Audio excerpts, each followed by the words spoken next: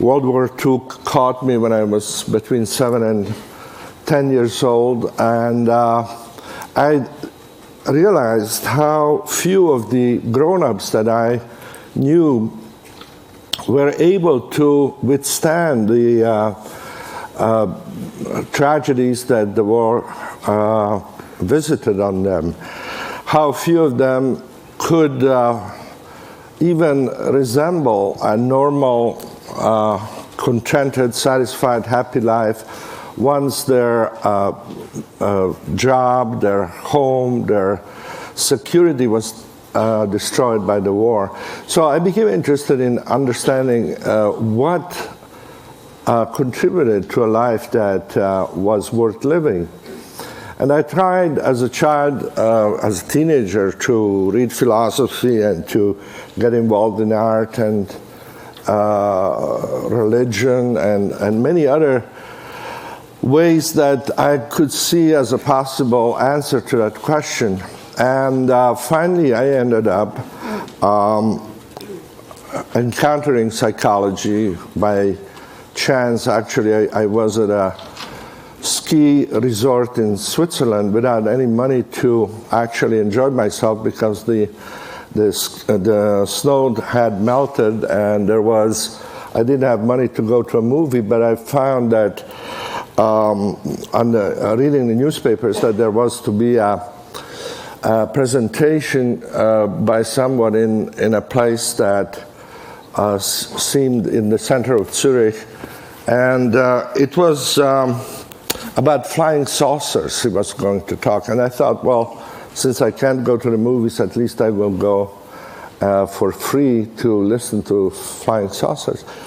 And the man who talked at that evening lecture was very interesting, and it actually, instead of talking about little green man, he talked about how the psyche of the Europeans had been traumatized by the war, and now they are projecting flying saucers into the sky, kind of as he talked about how the mandalas of ancient Hindu religion were kind of projected into the sky as an attempt to regain some sense of order after the chaos of war.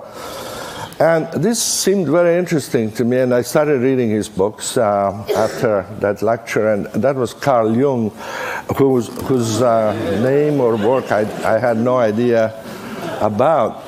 My research has been focused more on, after finding out these things that actually corresponded to my own experience, I tried to understand now where in everyday life, in our normal experience, do we feel really happy? And to start those studies about 40 years ago, I began to look at creative people, first artists, then scientists, and so forth, trying to understand what made them feel that it was worth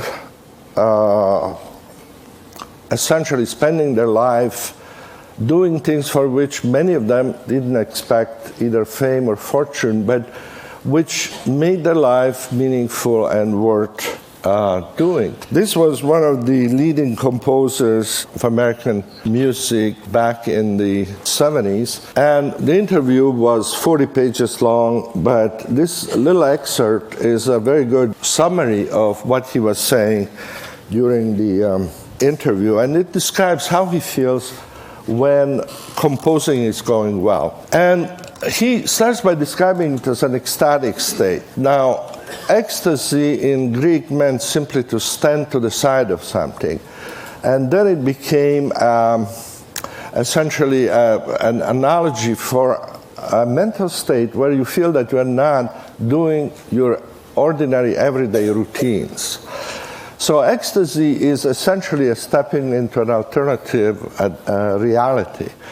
And it's interesting, if you think about it, how when we think about the civilizations that we look up to as having been pinnacles of human achievement, whether it's China, Greece, in Hindu civilization, or the Mayas or Egyptians, what we know about them is really about their ecstasies, not about their everyday life. We know the temples they built so where people could come to experience a different reality.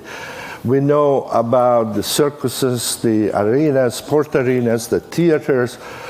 These are the remains of civilizations, and they are the places that people went to experience life in a more concentrated, more ordered form. Now, this man doesn't need to go to a place like this, which is also, this place, this arena, which is built like a Greek amphitheater, is a place for ecstasy also. We are participating in a reality which is different from that of everyday life that we're used to. But this man doesn't need to go to there. He needs just a piece of paper where he can put down little marks, and as he does that, he can imagine sounds that had not existed before in that particular combination. So once he gets to that point of beginning to create a new reality, that is a moment of ecstasy. He enters that different reality. Now, he says also that this is so intense an experience that it feels almost as if he didn't exist. And that sounds like a kind of a romantic exaggeration, but actually our nervous system is incapable of processing more than about 110 bits of information per second. And in order to hear me and understand what I'm saying, you need to process about 60 bits per second. That's why you can't hear more than two people. You can't understand more than two people talking to you. Well, when you are really involved in this completely engaging process of creating something new, as this man does, he doesn't have enough attention left over to monitor how his body feels or his problems at home. He can't feel even that he's hungry or tired. His body disappears, his identity disappears from his consciousness because he doesn't have enough attention, like none of us do, to really do well something that requires a lot of concentration and at the same time to feel that he exists. So existence temporarily suspended. And he says that his hand seems to be moving by itself.